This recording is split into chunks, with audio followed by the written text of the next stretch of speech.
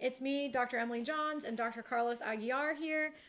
We are going to be talking a little bit about a little bit of a controversial thing today, spice things up a little bit. We're going to be talking about the Tucker Carlson and Joe Spectre video that came out a couple of months ago about veterinary medicine.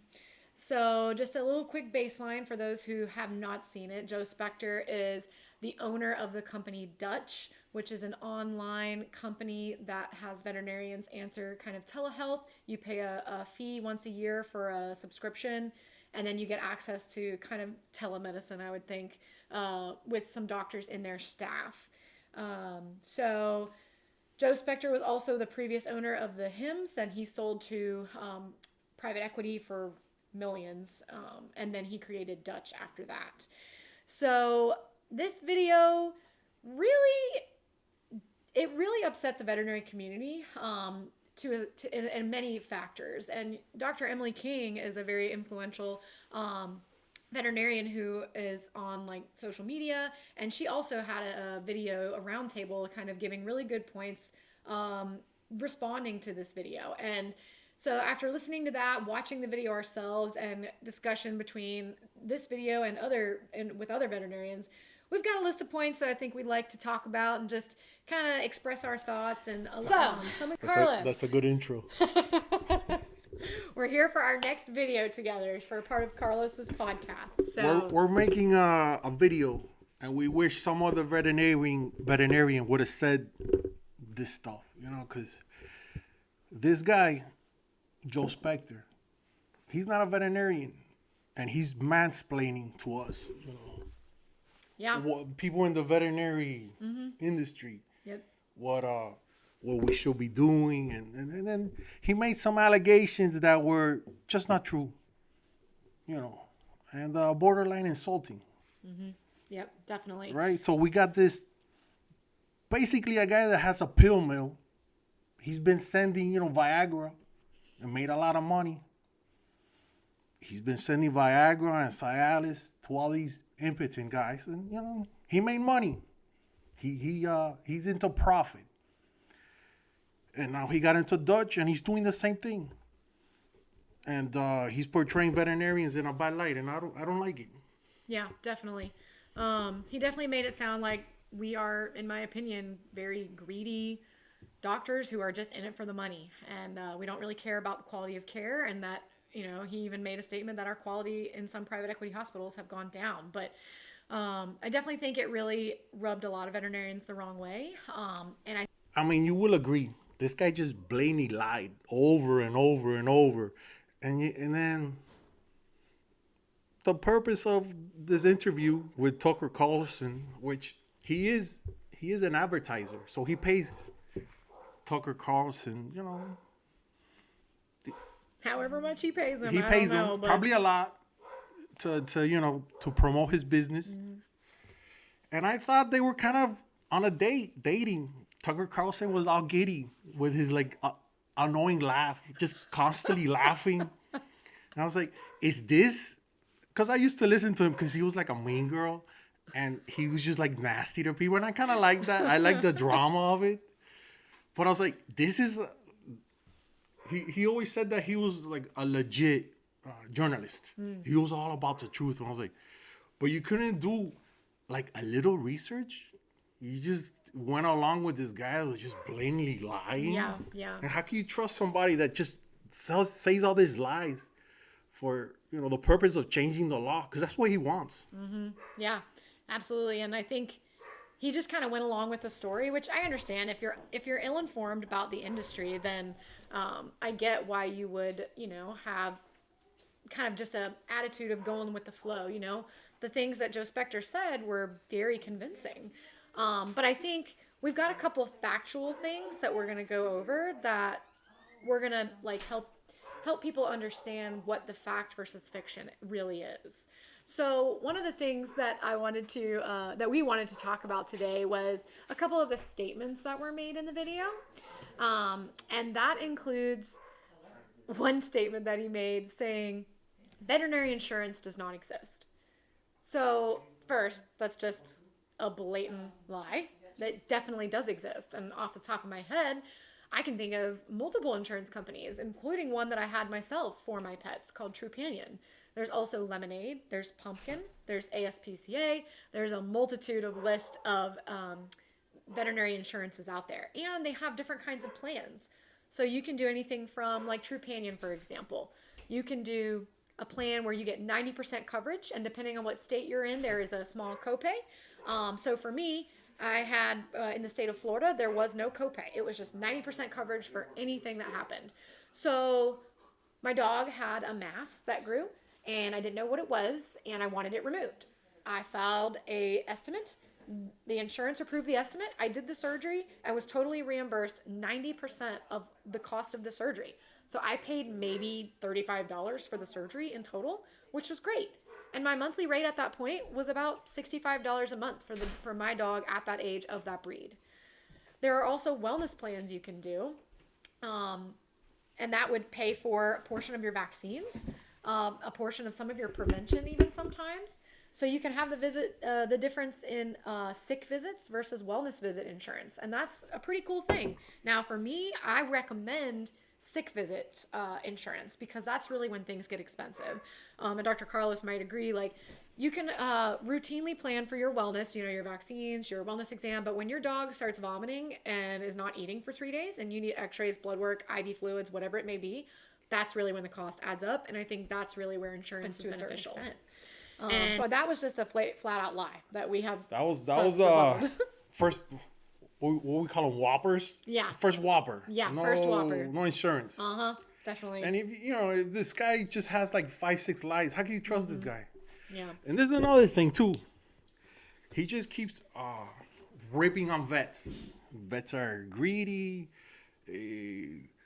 dishonest. They work on commission. They work for profit. Unless you work for Dutch. Because he's hiring as many vets as he can. Right? As long as you work for his company, you're not greedy. You're not a greedy veterinarian. You're not for profit. Nope. It's just, is this the answer to veterinary medicine? We just got to work for his company? I don't know. I don't know how he particularly screens his veterinarians during interview processes to say, are you greedy or not greedy? But I think that's a very blatant, vague statement that's generalizing a large population of people, and that's just absolutely false in my opinion. Obviously, we're in the field and we know many veterinarians that have given much of their time and dedication of their lives to the betterment of animals, and this is just making it feel like all that wasn't worth it. And I think the problem is too general when you generalized. I've known some greedy veterinarians, and I've known some unethical veterinarians. They're out there. It's true. Are all of them that way? No. And it just depends. Is your clinic in Manhattan? Or is your clinic in the outskirts of, like a rural Midwest town? The costs are different. The rent is different. The labor is different. And then, is it just a small animal practice? Or is it an ER clinic? An ER clinic has to spend a lot of money to keep the lights on. This is a 24/7 operation with sophisticated equipment. Staffing 24 hours. Some of them are specialists that... A specialist has to do 4 years of college, 4 years of vet school, and 4 years of specialized training in their field. Yep. So, of course, they're going to charge a lot. Why would they do all that work if they're not going to charge for their labor? Yeah. And this is another thing that grinds my gears. During the Biden administration, they were going to pay off our loans, right? It was. I wanted that free ride. If they would have paid off my student loans, I'll take it. But there was an outroar. Oh, it's not right. It's the responsible thing to do is you got to pay off your loan, and we didn't get our loans paid off. So they can't hold it against us for wanting it, and we didn't get it. Right? It's like you want something for Christmas and you didn't get it. Right? We did not get it. Yeah. But now, when the animals show up and they have problems and you want to charge people, they think we're greedy. It's like, how are we going to pay off our loans if we don't charge for our labor? Yeah. Unfortunately, veterinary school is not free. And not nowadays, free. average graduates are coming out with $100,000+ of debt.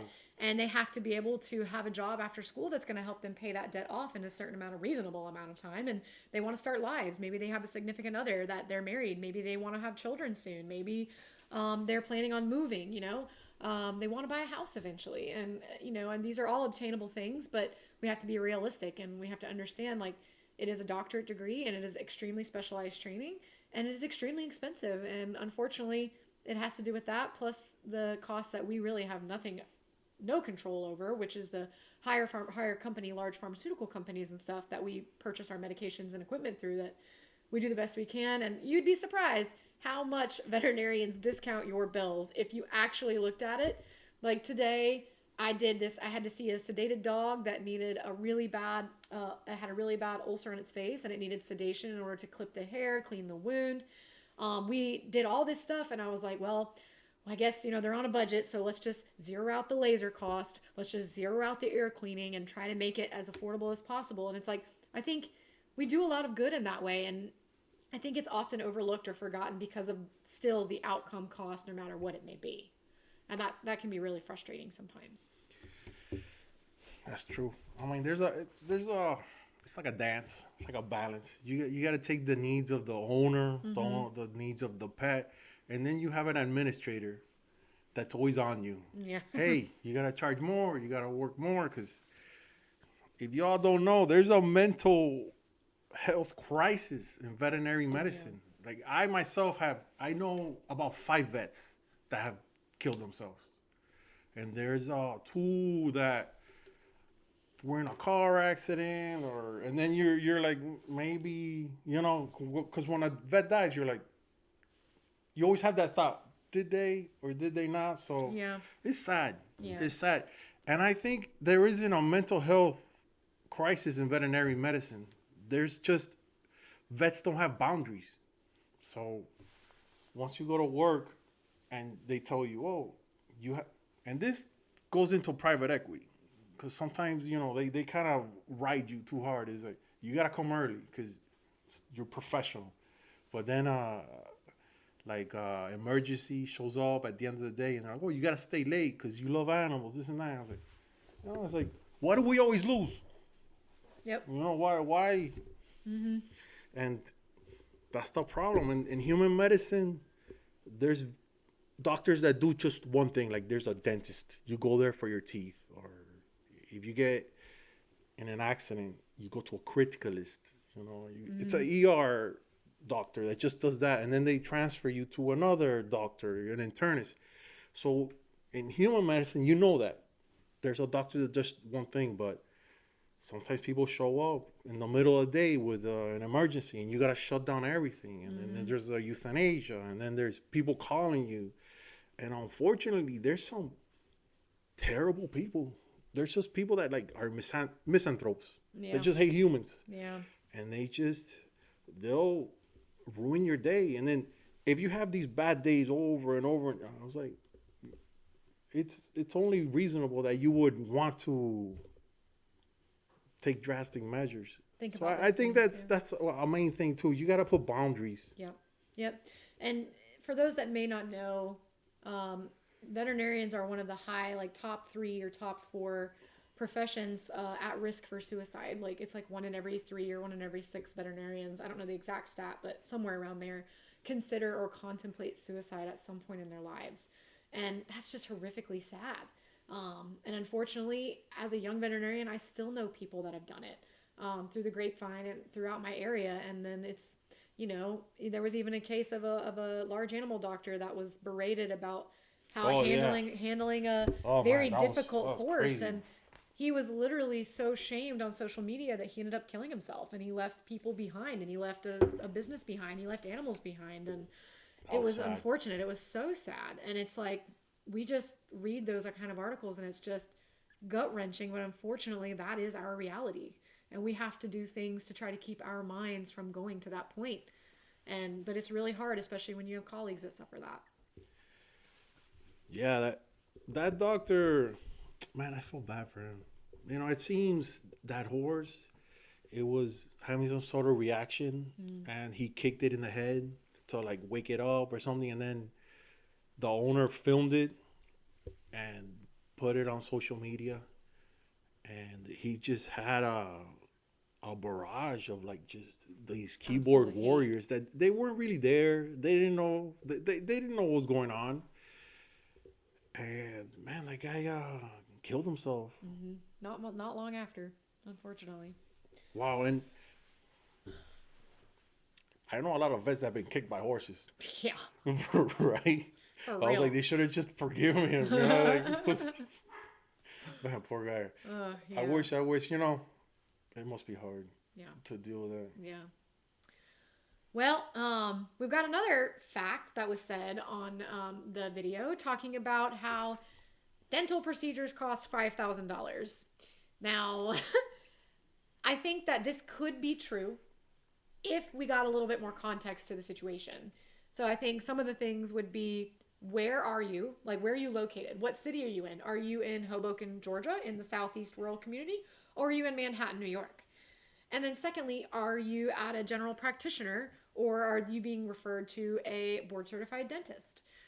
Are you just needing a cleaning, or do you need full mouth extractions? Like, and you know, are you a grade 1 dental, grade 2 dental, 3, 4? What stage of periodontal disease do you have? Why is this $5,000? Are you a 15-year-old dog with a grade 5 heart murmur at risk, and you're, you know, it's just more of a risky procedure? There's so much that goes into that claim.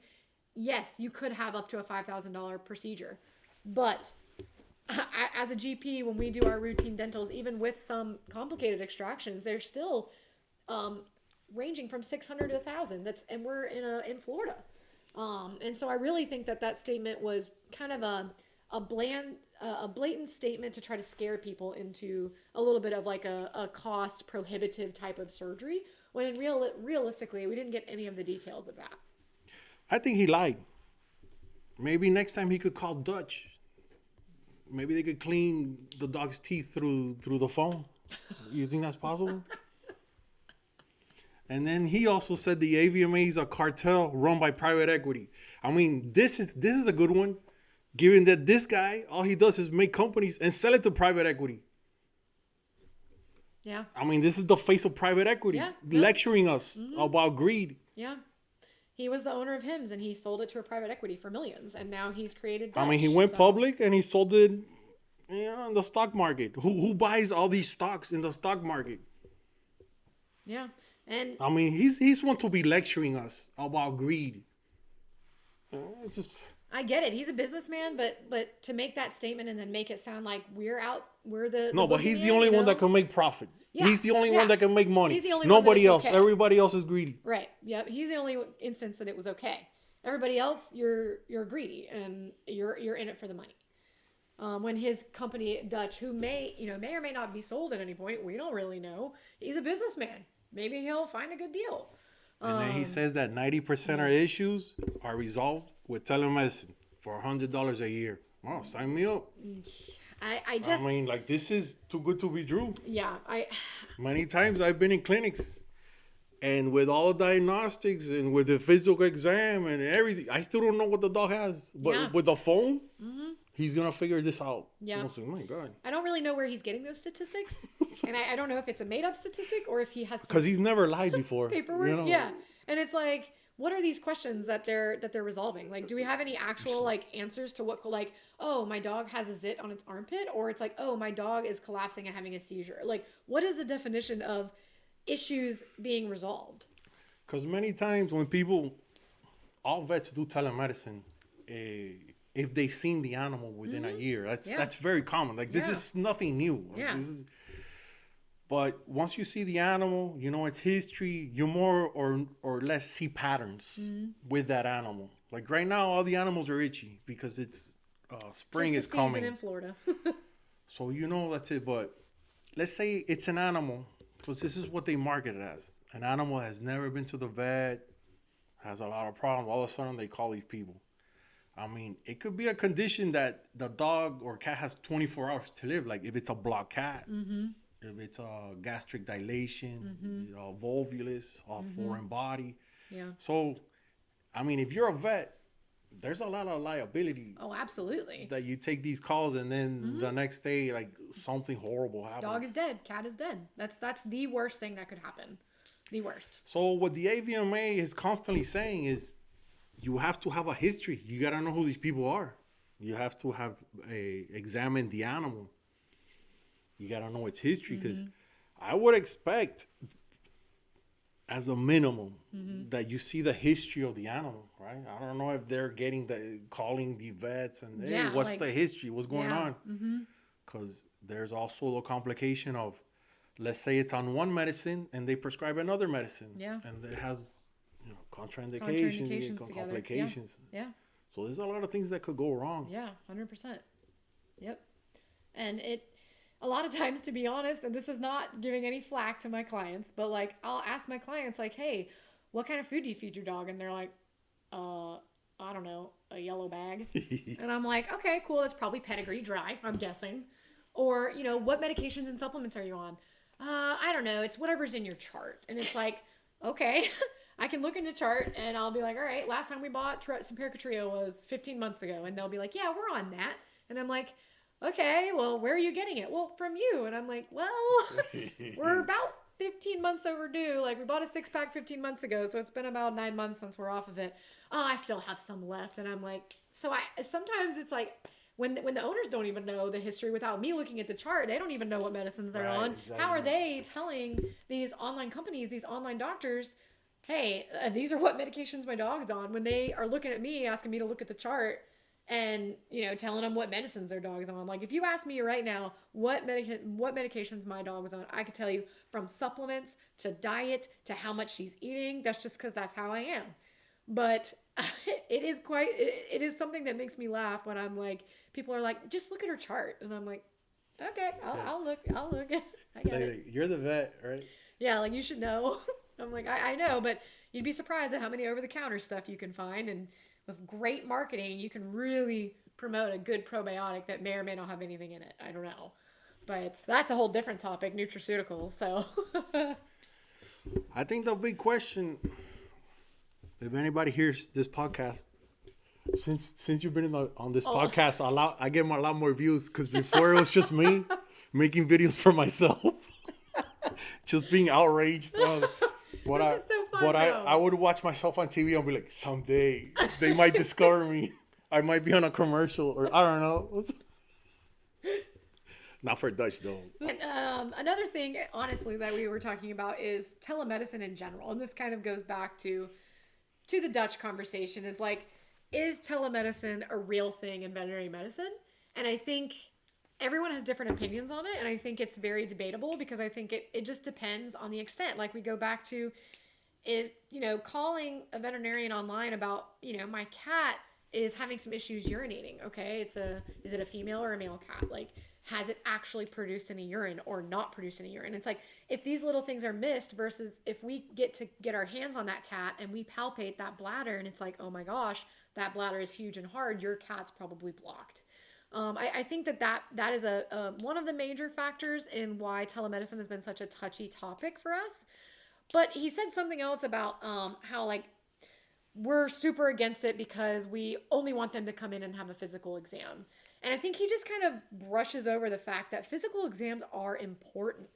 It is literally the baseline of what we do when you bring your animal in. A physical exam helps us lead to what diagnostics to do in the future. Blood work, x-rays, ultrasound, and then kind of guide the owner based on our thought process what might be the next step. And that can be really hard on telemedicine because the dogs can't tell you what's going on. Half the time we might figure it out while we're doing our exam. Like, humans can tell, hey doc, this hurts. This hurts. Dogs, half the time the owner's like, yeah, I think he's limping on his back left. And then we watch him walk and he's limping on his front right. And we're like, okay, well, step number one. When, they may tell you, oh, if he's limping on his back left, it might be a torn cruciate. Definitely possible. Very common injury. But actually on physical exam, he's limping on his elbow and it's a young dog that actually might have elbow dysplasia. Like, it's very... That's why for me it's such a passionate thing, because I get it.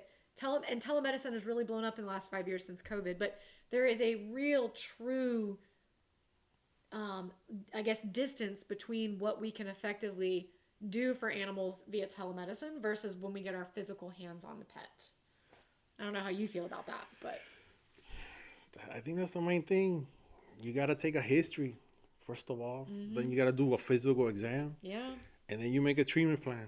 And sometimes that treatment plan doesn't work. Yeah. So you got to follow up 3 days later. Mm-hmm. And then until you figure it out. But I think you have to be physically there with the animal. I think telemedicine, what I've noticed is sometimes people, when the animal is healthy, anybody could be a veterinarian, right? Yeah, Anybody. Yeah. You could go online. Now there's ChatGPT. Yeah, it's easy. But then when the animal gets sick, you're like, there's a problem. ChatGPT be telling you your dog is ChatGPT.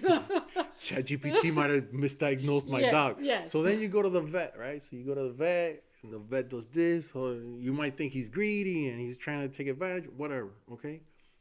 That's the second stage. The third stage is the animal's gonna die, okay? And what I noticed is when the animal is healthy, people are indifferent. Oh, whatever, it's a dog, it lives outside. But when you tell them the dog's gonna die, and then mostly is the wife or the children, they're really stressed and they're putting a lot of pressure on the husband or whatever. And then he wants to do everything. Yeah. The man that didn't want to do anything, that it was just a dog.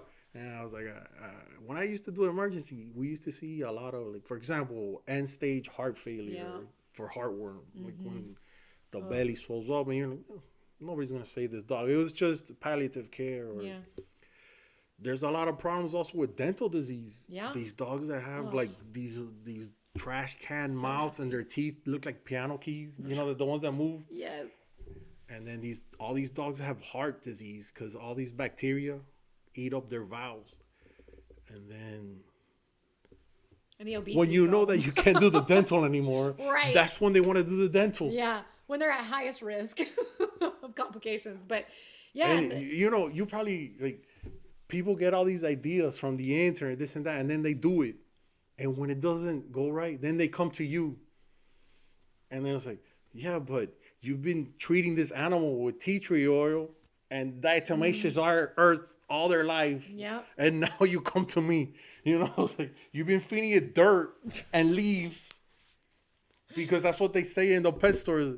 It's like, why don't you go back to the pet store and find out what happened, or call the podcast, ask for a follow-up. And it's like, so we do deal with a lot of frustrations too.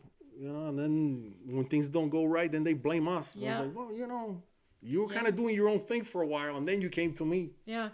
And I try to warn people. I'm like, hey, this is an issue, and it could be A, B, C. We are going to treat for the thing that I think is most likely, root A. But this is why we recheck, because if it doesn't get better, we might try root B. And that is a risk that we're going to have to take. And I want you to understand now, so that you're not surprised. And we have to make that very, very clear. And I make that very, very clear to clients, so that they're not upset or super disappointed. They may be disappointed that route A didn't work, but they're coming into me understanding, okay, I did this, it didn't work. Now let's try that other plan that you talked about. And I know it's frustrating, and I prepare clients like newly diagnosed diabetics. I'm like, you're going to be here once a week for many weeks probably while we get your right dose of insulin on this newly diagnosed diabetic. And I think the more clear I am about that, I've gotten better responses from owners being like, okay, I understand, and they're comfortable moving forward. But that's definitely an issue. It's like, well, if it doesn't work, it's our fault, but then if it does work, it's somebody else's win. I guess. Did you ever see Rambo? No. You're like, Tucker, I'm coming for you. Just kidding, I'm a fan. We want to be on your podcast. You should have a rebuttal, right? That's like real journalism. They should. You want to be on the Tucker Carlson? We could. I mean, we're not sponsors. If you're listening, you're welcome to invite us. Just give us a call. I think he lives on a bunker somewhere. He's like a prepper. We'll see your dogs. I know you don't take care of their teeth. I'll do a free physical. It's worth $50. Oh gosh. Okay. What else you got? Nobody goes like this. I'm coming for you. You gotta see Rambo, man. It's like the best movie. I haven't seen His name is Murdoch. I'm coming for you. I love Rambo. Oh Lord. Okay. Well, Did we point out just about everything. I think the last thing, which we kind of already dabbled in a little bit, was, and something that they mentioned with, especially with the private equity, the growth in private equity in veterinary practice. So, if you look back 40, 50 years ago, you had your mom and pop shop for your veterinarian. And really in the dentist industry too. I think this has been a problem in dentistry, human dentistry, but now about 50% of veterinary clinics are private equity owned. So corporations like SVP, or at least out around here, SVP, NVA, and then there's Banfield, of course, which has Mars. their own Mars, right? That owns Antec as well as Banfield, all these huge, and Blue Pearl, and so yes, there has definitely been a growth of private equity. that is a problem. Yeah. They're giving attention to this. Right. I mean, if one company owns everything and then buys up everybody else. And they're saying that one of the claims, that, at least from what I understood, was that the increase in private equity has caused prices to go up, but quality of care to go down. And I think that that's just not true, in my opinion. I think that's absolutely not true. I think nowadays we actually have better access to care. Granted, I don't work for private equity. I work for amazing private clinics, and now I'm doing relief for private clinics. And the increase in access to care from specialists has really gone up. Like the clinic I work at now, like if your dog has had x-rays and blood work and needs an ultrasound, we've got mobile internists who come to your clinic as fast as the next day or same day and do ultrasounds on that dog, give you their specialist interpretation, and then you can go on with your life and everything happens at your clinic. So you do profit your own clinic. Like there's a small profit margin that usually people will charge for the time and the space that they use in their clinic. And it will at least balance the charge that the specialist charges us. And that has been like a huge increase to care because we don't have to send them to a state university anymore. Like UF, which is an hour and a half away. Now we've got specialists that can come to my door and do workups for me and my clients at my clinic, as well as even CT. We've got a guy in Jacksonville that drives a truck with a CT. So if your clinic doesn't have a CT, but your dog needs a CT, say you're worried it has a slipped disc like a dachshund that is paralyzed on its back legs. Typical. Shout out to Dr. Corrales. Yes. I love that guy. Exactly. And like they can go do a CT and you bring the pet comes in the morning, they come do the CT, and by the end of the day, the dog is done and is going home, and we have the report within 7 business days. Yes, Jack's Horizon. Yeah, Jack's Horizon Imaging is the one that we've used here. And there are some clinics that have their own CT, but for those that don't, you have that access right there to your back door. So I don't think quality of care has gone down. I think quality of care has gone up. Is that you have options. Mm-hmm. And let's be truthful too. There is, when people get a really big bill and they don't have resources, there's a lot of euthanasia. Yeah. That happens a lot too. I mean, if you have resources, you could do all these diagnostics and all these things, but sometimes there's no money, and they're called economic euthanasias. Yeah. They're just they don't have any money. But the thing is too, like, let's say you have options. You could go to this clinic, you could go to the specialist, you could go to the super specialist, you could go, and then they all have different prices, which is what capitalism is. Yep. Right? Yeah. And I don't think it's wrong that these people make a profit. Because, if you don't make a profit, the landlord's going to evict you. And your staff is going to bolt. Yeah. So you're just going to be there by yourself until they kick you out. Yeah, you have an expensive hobby now. You're going to have a hobby. You do not have a business. You have an expensive hobby. It's like, my business is just, I make no money until the landlord just kicks me out. You cannot own a small business and not be profitable, because then you are not a small, successful business. You must be profitable in order to run a small, successful business. So I understand there is margins that we do have to follow in order to have successful businesses, to keep you having the ability to come back to get these services that you need. So I do understand in a small amount with privately owned clinics or private equity. I get it. You got to make a profit margin. I think that there's boundaries to that, but I do understand that the need to make a profit to have a successful business is there. And they were mentioning too, like how Dr. Emily King was mentioning in her kind of roundtable after this Tucker meeting about how, it may be a good time for small private business owners to run businesses with some of these changes that are happening, even though we're seeing half of the hospitals owned by private equity.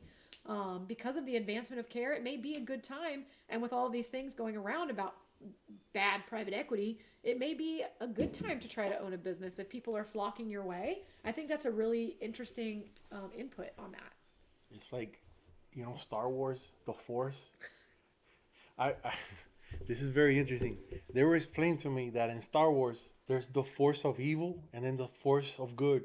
So private equity has like, it's like the force of evil, and then the force of good has to be just enough to balance it. So there might be like more, privately owned clinics to combat this. Yeah. Because the problem too is the boomers kind of sold us out. They keep telling us that we're lazy or we're entitled, but they sold all the clinics to the private equity. Yeah. And I'm not outraged. I'm kind of jealous. I would have done the same, right? Wouldn't you have done the same? I mean, it's hard not to whenever, you've got a private equity offering double what your clinic is worth. And then you've got your, aspiring business owner, a young veterinarian like myself, who really wants to own a private practice, but we can't pay double what it's worth. I mean, if you get it appraised and it's worth $1 million and you're going to pay $1 million, but then Joe Schmo over here is offering $2 million. I get it. No, during 2020, they were paying 20 times earnings. Exactly. I mean, the bottom line profit, crazy. they would multiply by 20. I mean, for 20 years, they would. And I was like, how can anybody sustain that? How can you sustain that? But how can you say no? Times. Yeah. If you're going to retire, oh my gosh, how can you say no? So it was like, because they go with their violent, because you're entitled, and then you want to go home, and you want to have work-life balance. I was like, what did you do? You sold to private equity. I was like, come on, man, let's level the playing field, right? Like, right. I was like, And that's something we're really actually discussing, at least in our local VMA, the JVMS. We're trying to develop a way to get young and aspiring business owners who want to own practices, get them connected with these people, these older, the older generations. I'm not calling you old, older generations who are successful business owners and are looking to retire in the next 5 to 10 years. And we're hitting a wall with how to get people connected. We have Facebook groups now. So if you are an aspiring business owner listening to this, there are Facebook groups for like DVM owners and aspiring owners. Join those, because people post all the time about selling their practices, but it's just, at least the problem that we've run into, that's a big issue, at least all around our state too, from a meeting I recently went to. And the way that I've kind of combated that is I would put myself and drive around to other clinics and actually like giving them my card information and getting information from them. And now I've got like the contacts of 5 different places that are potential places looking to sell. And I guarantee you there are 4 other veterinarians my age or within the realm of people wanting to own. We just got to get them connected. I was talking to a banker about this issue that you brought up, and it seems they have to do a valuation of their business and sell shares of their business to their associate over a period of time. Let's say they want to retire in 5 or 10 years, and they're slowly transitioning the business over. But some older vets told me, they're like, it's hard, to do that type of arrangement because sometimes your associate leave, or there's a lot of stuff that could go happen. So that's why you just want to take the money and run. Yeah, understood. That's a good And point. I'm just jealous. Nah, I'm not outraged. We would probably do the same, really. What would you do if you get like $10 million? Oh, Lord. I'd probably buy a house in the middle of nowhere and then just relax and watch Netflix all day and sit and watch the birds. I think I would get a boat and live on a boat. And go volunteer at the local theater and just perform all the time. That's what I would do. If anybody's watching this and you need an actress, please let me know. I'm really good. Oh, man. I think we said enough. I think we really hit a lot of good topics. And let's do a conclusion about what we learned. Yep. So I think top things we learned is that private equity is making a big change in veterinary medicine. And I think that there's a lot of controversial issues with cost and quality of care. I think what I learned is you can't trust a man that just continuously lies for the purpose of changing the law. So you can't trust somebody that has a pill mill and just wants to build up his business and sell it to private equity and then says that the AVMA is a cartel run by private equity. So, Yeah. I mean, we should think about this. Who are you gonna trust, this guy or veterinarians? Who I want you all to know statistically are one of the most honest and one of the most ethical professions out there. There has never been a movie of an evil veterinarian. Yeah, no, for sure. And there are lots of options out there like insurance, and there are certain payment plans like care credit. Like there are ways to help you financially if you're worried about the finances of medicines to that stuff. See you next time. Spay and neuter and vaccinate. Bye.